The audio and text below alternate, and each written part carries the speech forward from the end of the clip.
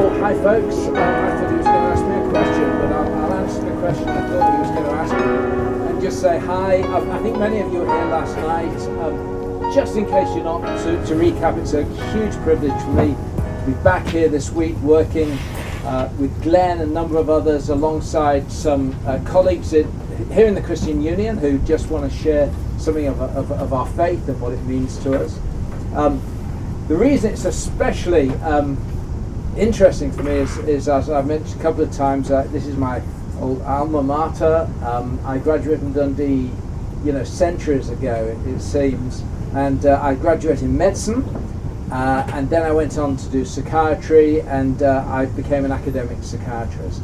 I just tell you that because what we're going to do now is put somebody in the psychiatrist's chair, as it were, and I'm going to invite up Becca, and she's going to share a little bit of her story. So, should we give Becca a big round of applause?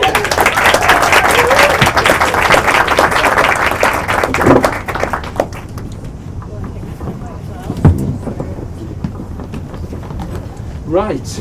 Yes, you grab that one there, Becca. That's great. Good, thank you. Is it on okay? Are we operational? I think so. Good, yeah. Yes. I think we might even just put that a little bit to one side. It's got a couple of things on it there. Yeah, that's great. Well, here we are then, Becca, in the psychiatrist's chair. How does that feel? A wee bit uncomfortable, I'm not gonna lie. Well, let's get it clear, right? But she's not really in the psychiatrist's chair. I'm not here to delve and to winkle out anything. I'm here just on behalf of you, really, to hear a little bit of your story. I've just heard one or two bits. We had a quick chat beforehand, but it's a huge privilege to hear a story.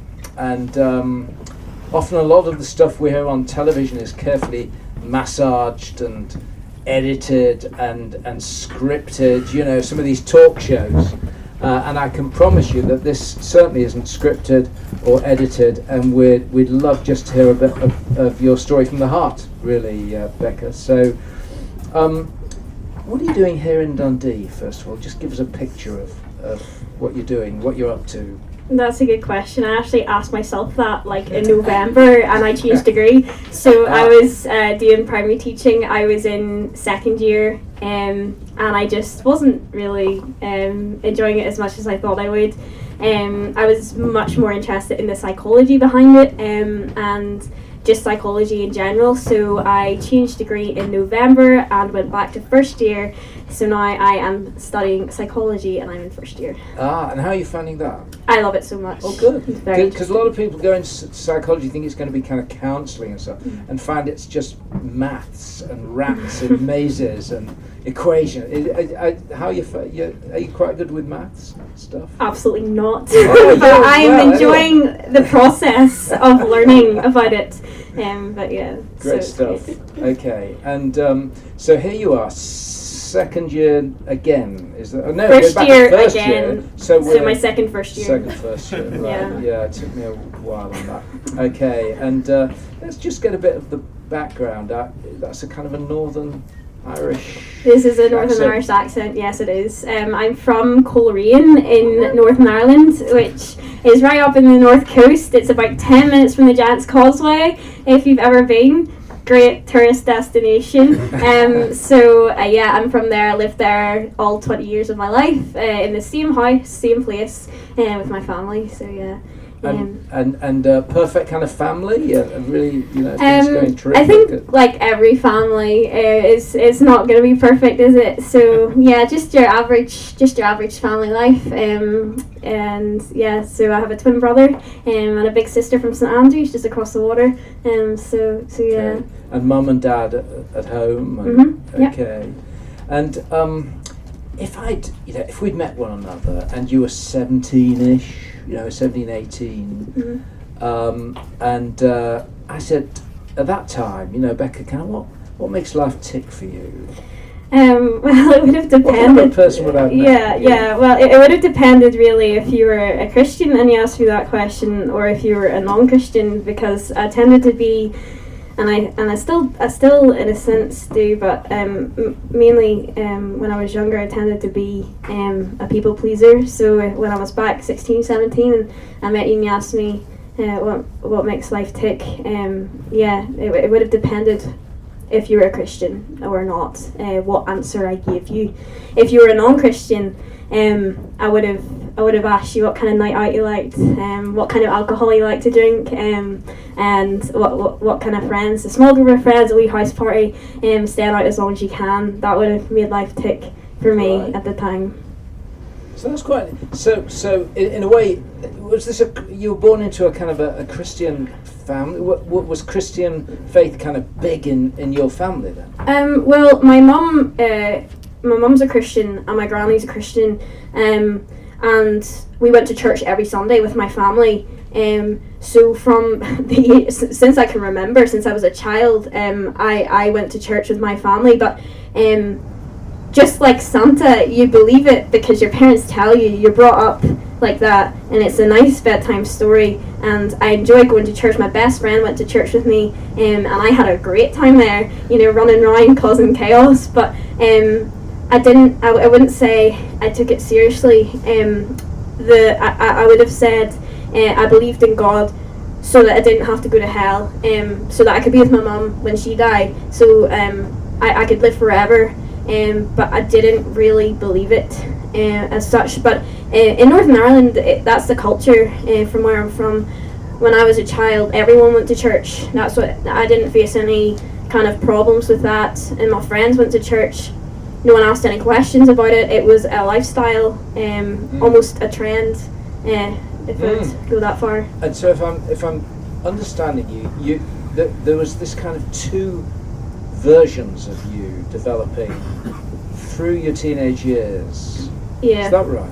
There were definitely I was like Hannah Montana. I was living a double life, wasn't I? No, I at home I was this great girl. I was a good girl. I was this wonderful Christian daughter.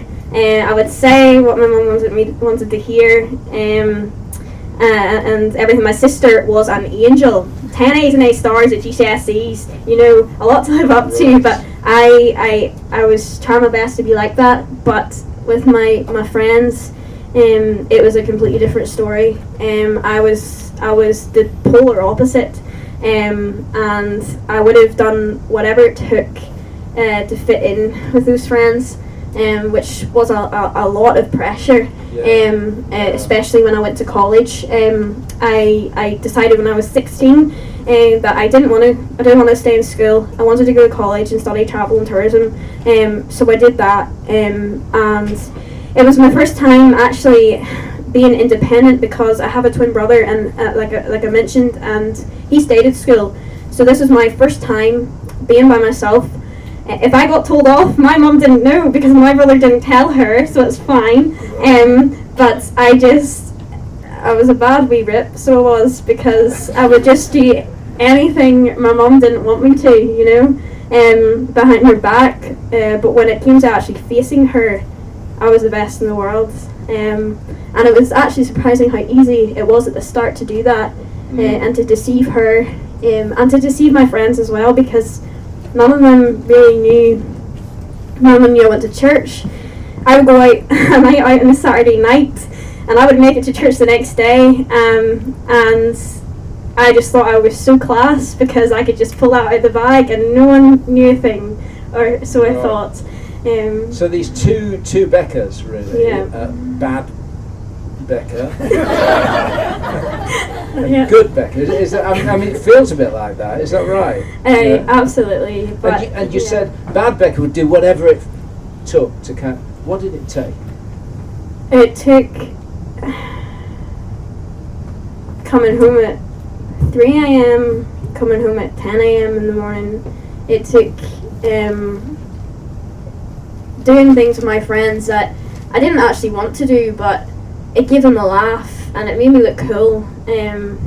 People, like, I remember one of my friends actually said, Becca's fun now, because I was drinking and I was seeing how far I could go.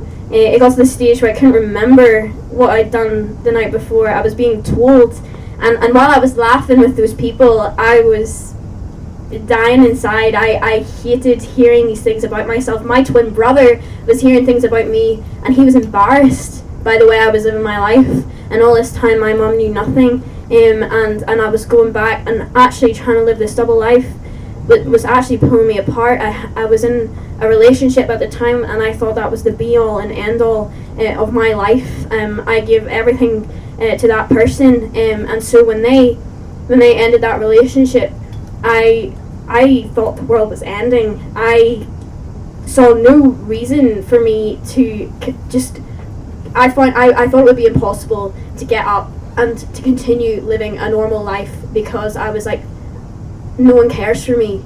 This person, what was wrong with me? I ended up then being diagnosed with an eating disorder. A few months later, I just wanted to be perfect. Like I said, I was a people pleaser. Okay, and no, thanks. Fantastic. Sharing this. Really appreciate it. And you'd be surprised, actually. Anybody here could come up and, once we get talking, there's stuff in all our lives, and it's just a privilege for us to peer in a bit with yours, and for you to feel able to share that, and getting the feeling that you nearly wanted to be perfect. In bad Becca wanted to be really bad.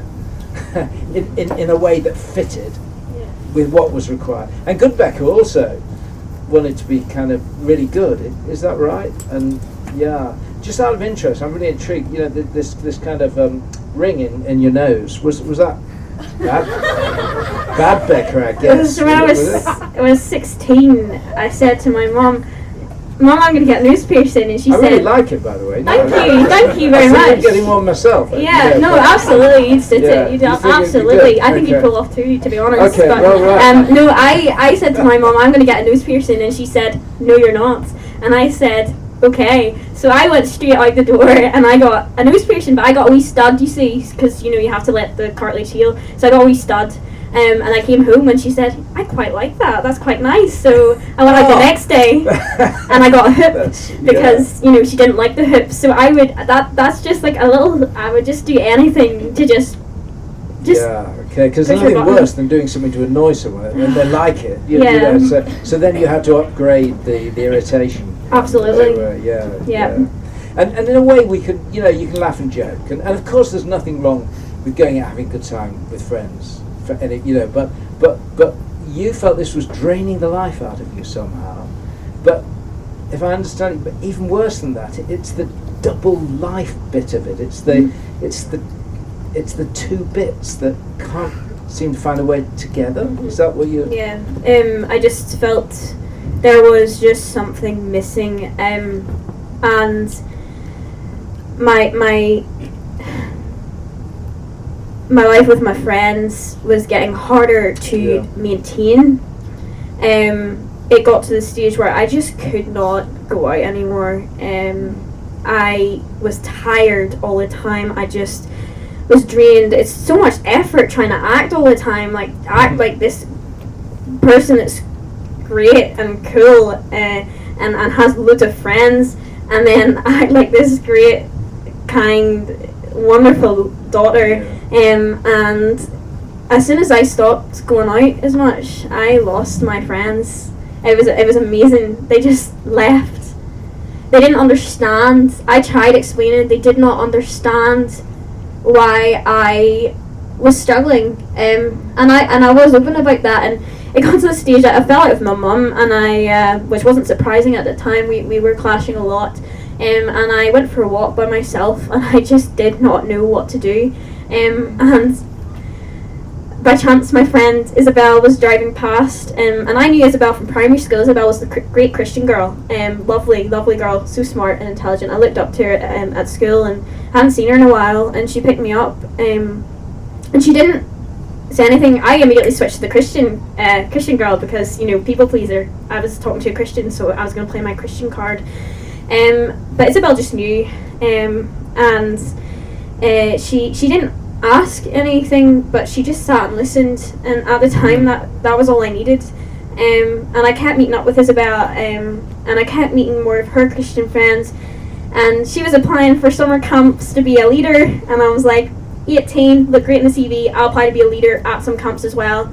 Did that, and yeah. And so Isabel kind of opened a door. Yeah, she had something into finding your way back or towards becoming whole again, or becoming one, or somehow coming together in some ways. Absolutely, Glynn. Like, I was surprised because I knew what she believed because I went to church. I knew what a Christian was, or I thought I knew what it meant to be a Christian. But Isabel had something so attractive about her. She wasn't popular with the people that I knew, but she was so loving, and I just thought to myself, I want to be like her. She is amazing. I wanted to spend all my time with her. I was probably really annoying actually, but I just saw this thing in her, and I just wanted that. And I guess then you walk through the door. I mean, she introduced you, but then where did that land? Because we'll perhaps tie up in a minute too. But so where did you find that sense of the two bits coming together around something? So I just find that the more I got to know Christ, I realised that it really hit me one day when I was actually helping with a kids' weekend, and my friend Patty said to me, Becca, Jesus he'll never love you any more than he loves you right now, and he loves you so much, but he never loved you any less than he ever did. And I thought to myself, that was amazing, because I thought I had gone so far that there was no point in me even trying to come back, because I had gone so far. I could never get better. I could never come back from that. I could never live these things down. And hearing that God sent his son Jesus to die for me, to give his life for me when I have done nothing to deserve it. That shook me. I reevaluated everything after that. And it reframed your life. Absolutely. In a way that he's for you.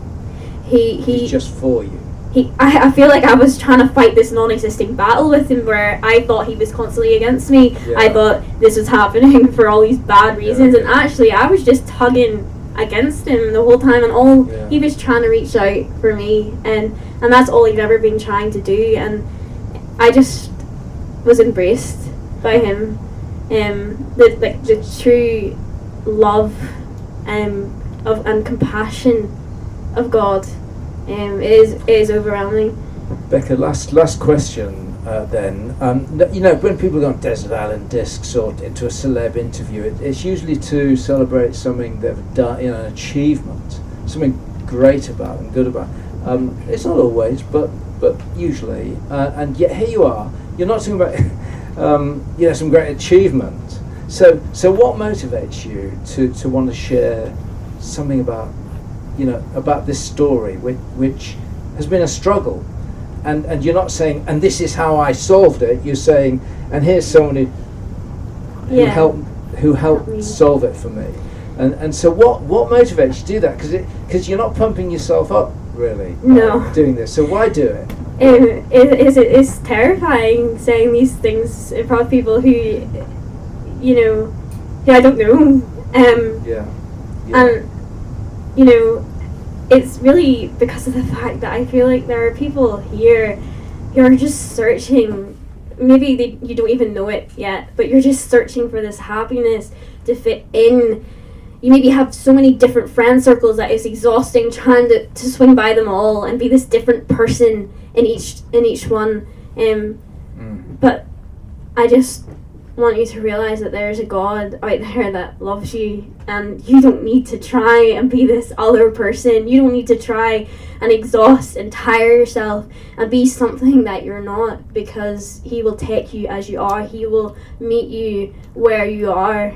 You don't need to go to him. He is there ready to welcome you, and I just feel that in me being vulnerable and just telling you these things and sharing my hurt and what I went through and how God has totally turned around my life, and not to say that there aren't still struggles, because there are, and that is just all part and package of being a Christian, but I have a God that loves me, and that helps me to get through those struggles, and that makes a world of difference. Which is why you want to share it. No, Becca, thanks so much for that. Really appreciate it. Can we give Becca a big round of applause?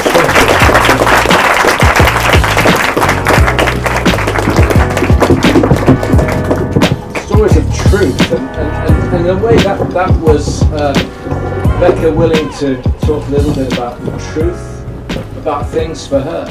Stories, truth. So, I wonder whether you saw did you see the recent news story about Pope Francis now publicly having backed a second Trump presidency? Anyone see that? Or what about the one from 4 years back when Hillary Clinton's campaign team, he's just checking that on Google, yeah. See, 4 years ago, back when Hillary Clinton's campaign team was discovered to be running a child sex trafficking ring out of a pizza parlor in Washington, D.C. Did anybody see that story as well? Both fake news, of course, but thousands of people circulated those fake, false stories. And of course, until just a few years ago, nobody talked about fake news, did they? But now it's everywhere. And now we've got the arrival of deep fake. Somebody I know works in Deep Mind at Google, just up the road, the HQ from where I live, and learning and using artificial intelligence to produce digital images and sounds that look real, that sound real, but they're not real. Of course, watching Barack Obama, which you can pull up on YouTube, endorsing the Ku Klux Klan, is pretty easy to detect. That's easy fake news. But what about that BBC News story recently that Diane Abbott had tweeted, saying it seems pretty improbable to her that an ex-soldier could ever really suffer from workplace bullying? Did she say that, or was it fake news? I think she said it, but could it have been put out by her political opponents to undermine her? What's real? What's not? And it's not just the problem of sorting out truth from fiction, truth from lies. It's not just the problem of out there either. There are forces operating against the truth in our own hearts. Take the phenomenon of confirmation biases. This is one of a set of what are called cognitive biases that have been uncovered by some pretty solid psychological experimental work in these past few years. Confirmation bias, the evidence is pretty clear. We prefer to seek out facts that we already agree with, rather than those which disturb or challenge what we think we already know. So, for example, we're much more likely to retweet people we agree with on Twitter. And in fact, Twitter users prefer only to follow people they already agree with. Confirmation bias. And then there's hindsight bias, or knew that all along bias. This is quite a powerful cognitive bias. So what do we do here? Well, we divide the room into two.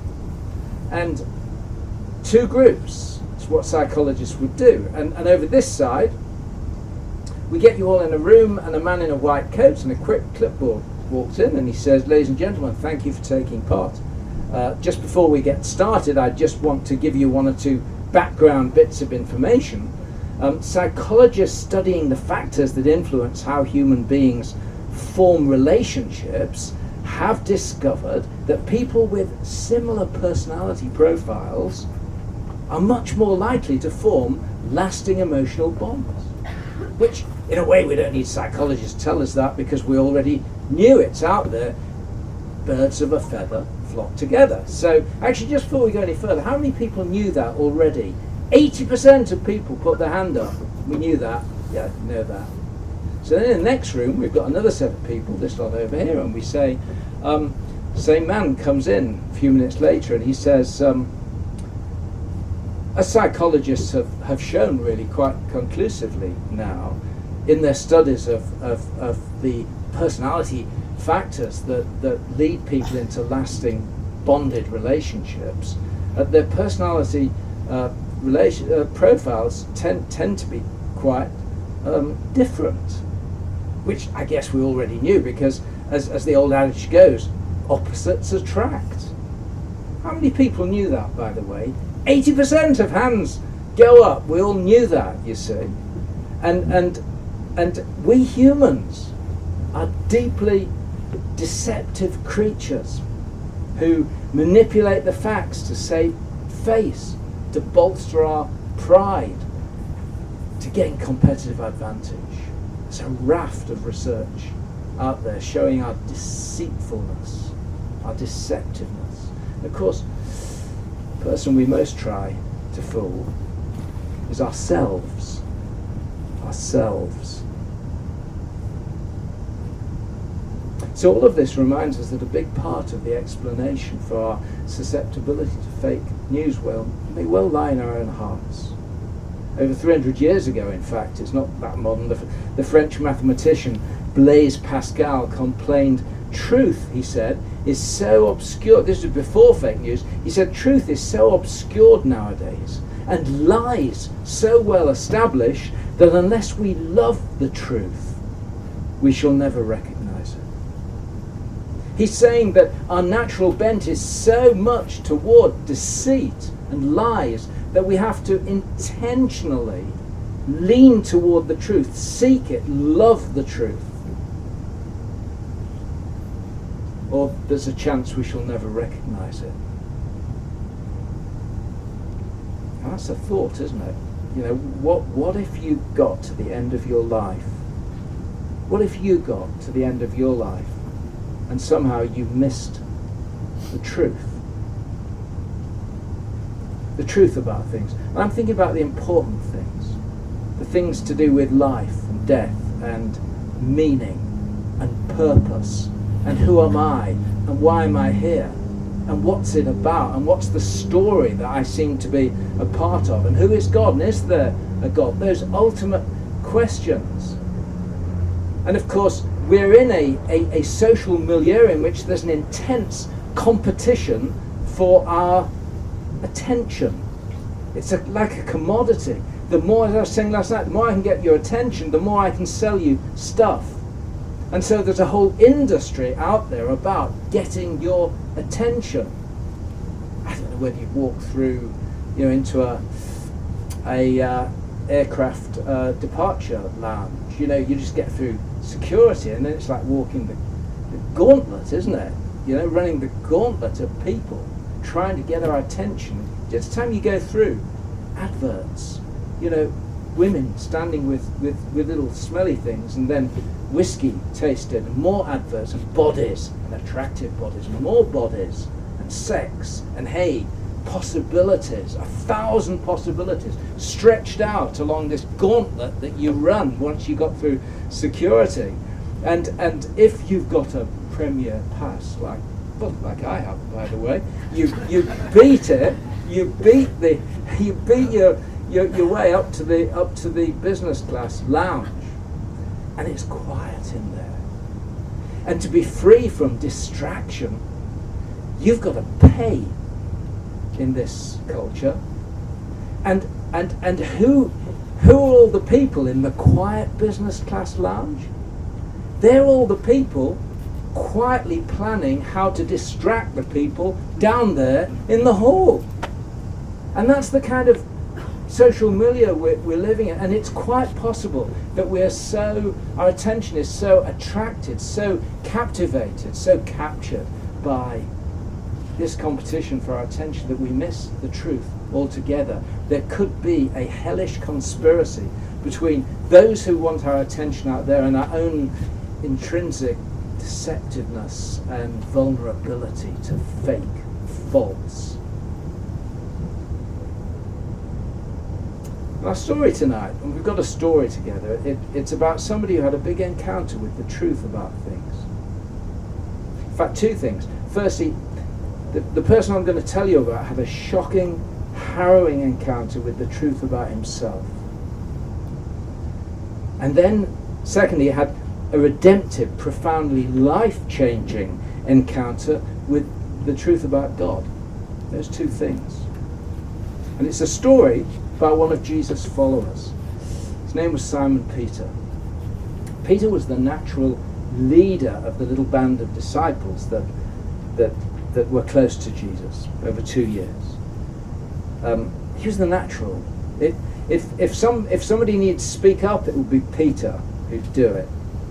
If someone needed to show commitment to something, Peter would be the guy who did it. You know, he's the kind of chap, if things go silent, he'll fill the space. And it's the last few hours as we join the story of Jesus' life, in fact, before his arrest. An arrest that would be followed by a violent and bloody flogging and finally a public crucifixion. And so I'd love you to just track with me. Let's join the story. There's these little biographies of Jesus. They're a part of the Bible. They're sitting on the table. If I can persuade you, grab one of those and turn up page 76 with me, where we join the story I want to talk about.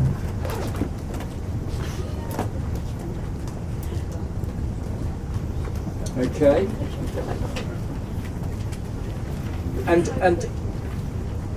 if you'd like, we'd love you to take this little booklet, this book away. This one of the books of the Bible. It's written by Mark, who was also a disciple of Jesus, and it's an eyewitness account. Okay, so page 76, and it's split into verses, and I want you to go to verse 27. And where we are, we're out at the Mount of Olives, and we're hours before Jesus' death and execution, and imminently expecting his arrest. Okay? And Jesus says this, and he turns to his disciples. Look what he says to them at this part in the story. He says, "You will all fall away. You will all fall away."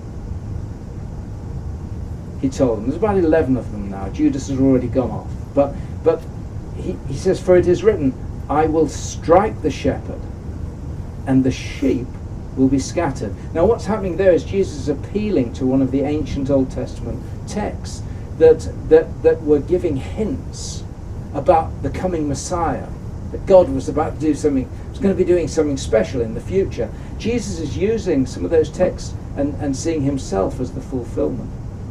And he's saying, it's written, "I will strike the shepherd and the sheep, you will all fall away."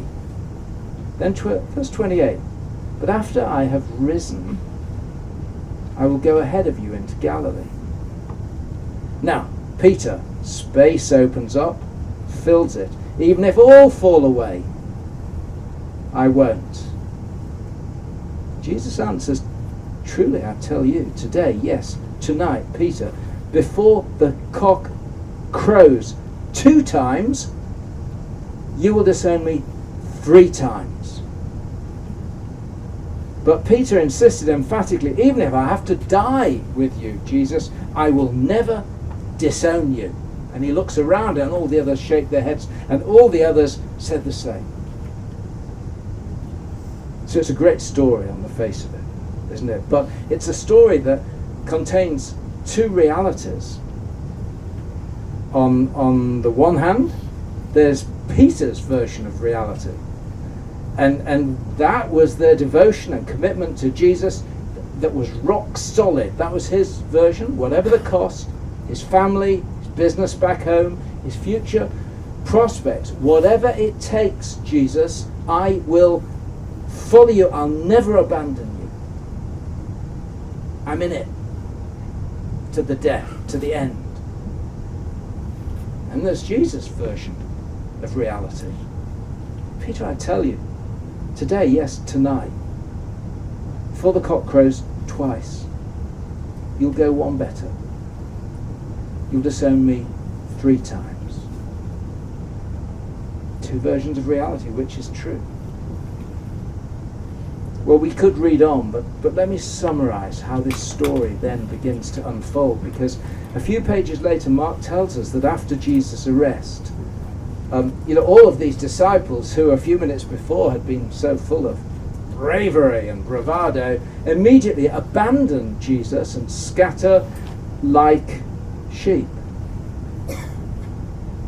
including Peter, except that he doubles back and follows behind the arresting party.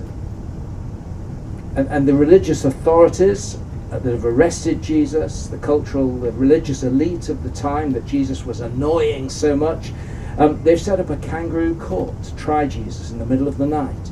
And Peter even manages to worm his way into the inner courtyard downstairs, nearby to that hearing.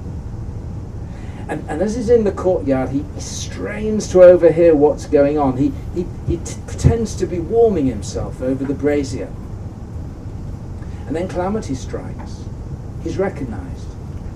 Or at least a little household servant girl passing by. She thinks she recognises him. She says, this is what Mark records. She says, "You were with that Nazarene Jesus, weren't you?" she says. Peter says, "Once, I don't know or understand what you're talking about." And he moves smartly back to the entrance area. Phew. Then calamity strikes again because she walks past again, and now she's more certain. And she says, "This fellow's one of them." And she warns the others, but now Peter strenuously denies it. And then the others, actually listening to the denials, they notice he's got a northern accent from Galilee up north. That's where Jesus came from. So they said, "Listen to his northern accent. You're from the same area as him. You're one of them." And Mark's account records that Peter cursed, swore, and denied it again a third time. We don't know for sure, but maybe he cursed Jesus himself. Cursed the man. I'd never heard of him. Now for asterisk sake, get off my back. And he runs off. And he ran out into the night. And as he ran out, the cock crowed a second time. And he remembered the words of Jesus. How do you think Peter's feeling right now as we stand with him? Jesus is one who was, a couple of years ago, had picked him. He wanted him. Jesus was the one who'd always seemed to see something special about Peter. He'd sought to draw him out, his leadership abilities. He said, "You're Peter." He said, "And on this rock I will build my church." And how Peter remembered how his chest had swelled, and then Jesus had healed his own mother-in-law. And even that earlier that evening, when he'd been too proud to help himself along with the others, Jesus had even stooped down and washed Peter's grimy, mucky feet. And everybody else's as well. A couple of hours ago, Jesus had looked at him and Peter had sworn he'd never disown him. A couple of minutes ago, a young servant girl had looked at him and he'd sworn he'd never heard of him. And with the cockcrow ringing in his ears, Peter is having to face up to the truth about himself. In a different way, as Becca faced up to the truth about herself. A loser, a failure, a big talker, but without the spine to back it up. And he went. He went. I told you last night about when I sold my old car, if you were here, and the guy who, I just repeat the little story because I want to link it in again here, but the guy who sold me the car, I got talking to him, a young guy, and he'd come to the UK fairly recently, and I said, "What were you here?" He said, "My brother," and I asked a little more, but why London? Why here right now? And he said, I guess I came to find myself.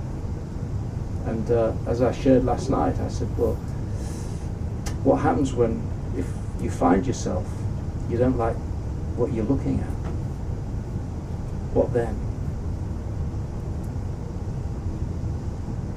And you can be pretty sure that Peter didn't like what he was looking at right now. He didn't like it one bit.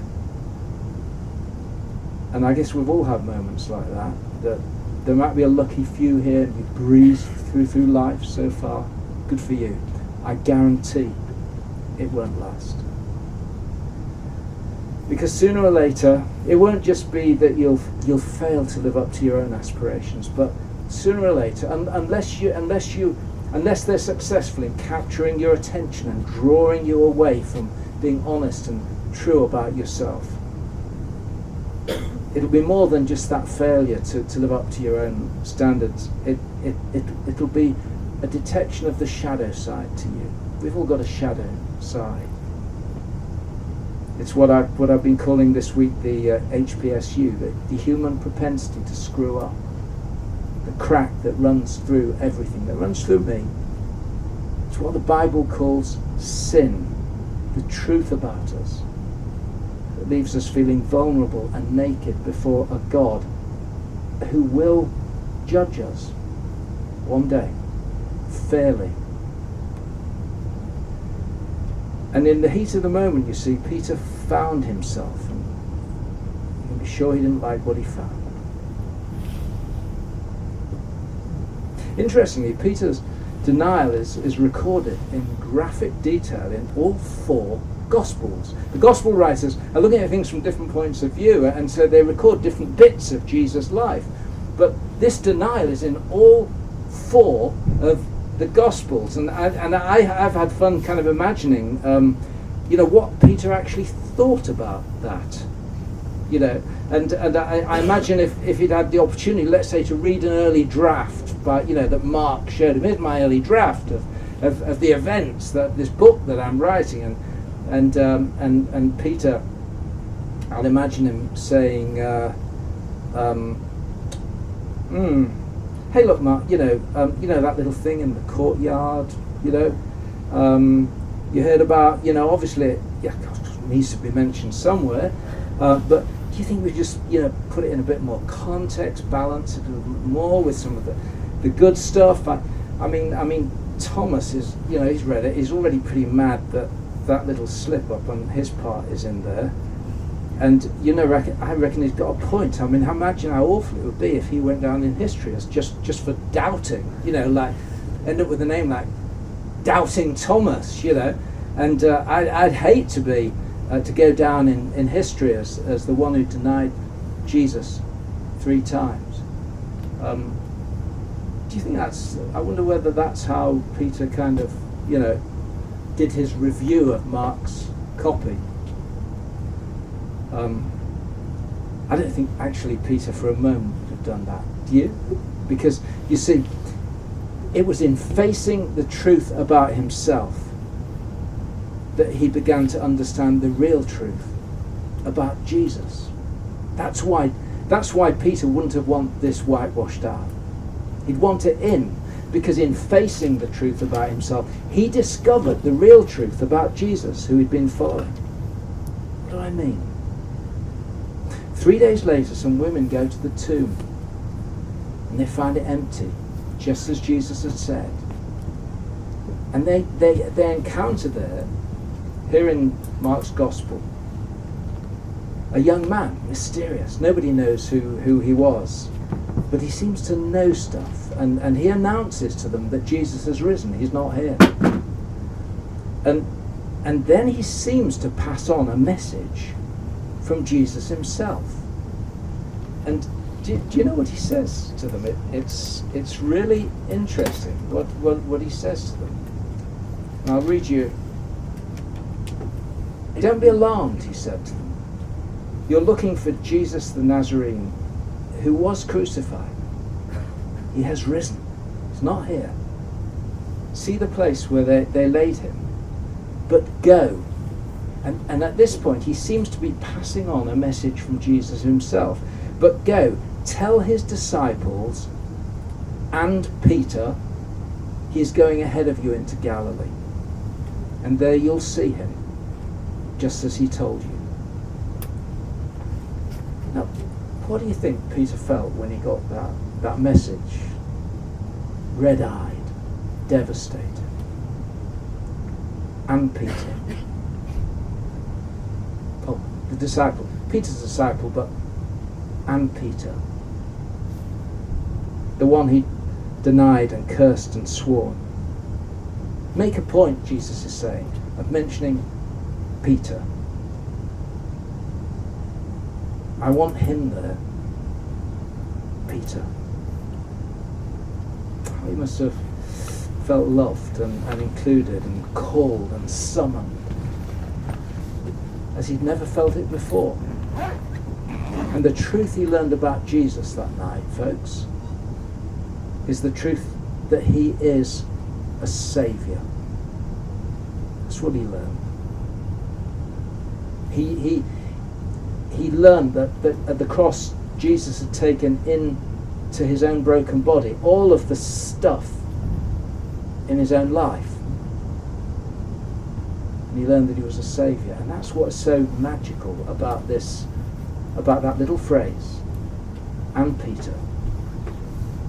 Because when you do business with God, as Becca reminded us, when you're prepared to do real business with God, not kind of believing stuff or going to church or doing business with God, you discover that he's for you. He wants you. He gave his life for you. As Glynn said again on Monday, God joins us in our filth so that we may join him in his family. The just for the unjust, the faithful for the unfaithful. The judgment we deserve taken into himself. That, folks, is why Peter would never have wanted his failure expunged from the record, airbrushed out. Because it was what Jesus had done on the cross that made him the man he became. The man who would lead the founding of the Christian movement, eventually die for his Lord. The truth about him had been seen and yet forgiven. And that was the message that animated this man and took him out. And that's why I'm standing here, because Peter and that little band of people went out and they shared this message of sins forgiven, of God being a saviour for us, who wants us. So I'm going to close, and just by repeating this little thought experiment I do from time to time, I just want you to imagine, if you're not a follower of Jesus, if you're not a Christian, if you hadn't experienced this sense of doing business with God, I want you to imagine that you are a Christian. Imagine what that would feel like, how you'd look at the world if you were a Christian. I know it's not going to happen, but just imagine it did. What would it look like? How would it feel? Well, I'll tell you, it would feel that you've come home, like an orphan. And there's an orphanness about all of us, isn't there? A sense of orphanness. I quite belong. I don't know where I quite fit. I tell you, you'd begin to feel you'd come home. The crack that runs through everything, that runs through your heart. You'd know that it isn't just there in the thugs and the fraudsters and the crooks and the money launderers. It's there in your life. But having faced the truth about yourself, you'd have faced a bigger truth about God, Saviour. And what you'll have heard him say to you is that he comes to me and says, all who are burdened with sin, everybody, come to me. I want to put it right. Oh, and Becca, Louise, Josh, you. It's as personal as that. It's just a thought experiment, but here's the question. What would it take to get you from where you are now to that place? And you might say, well, I've got questions. Well, this is a great place to ask them. Ask them. It's a great place to take this away and just read it, and then come back and whatever friend brought you along here, ask them, put them on the spot, and if they don't know, they'll find someone who can maybe help, and if they don't know, they'll just come clean and say, I don't know. But the God I know, I trust enough to say, well, it'll work out one day. They might say something like that. But talk. argue it, think it through. Don't just ignore it. Remember the philosopher Blaise Pascal. We're so immersed in a sea of untruth, he said, under alternative facts and lies, that unless we love the truth, unless we really want to seek it out, there's a chance we may miss it altogether. One of the weird things, amongst the many weird things we do tonight, is that we usually end up with a prayer. And I know that we don't want to invite anybody into doing something you wouldn't normally do and would want to do, but just in case that many of us will be used to kind of praying, talking to God, but if I'd like to invite you, if you wanted to join in this prayer, which is simply asking God to lead you a bit further, if he's there, down this path toward doing real business with God, and not just learning about him, but encountering him and hearing the sense of your name, that he wants you. So I'm just going to pray that just now, and just invite you to join in. So Lord God, we just join our hearts together, we just turn to you, and we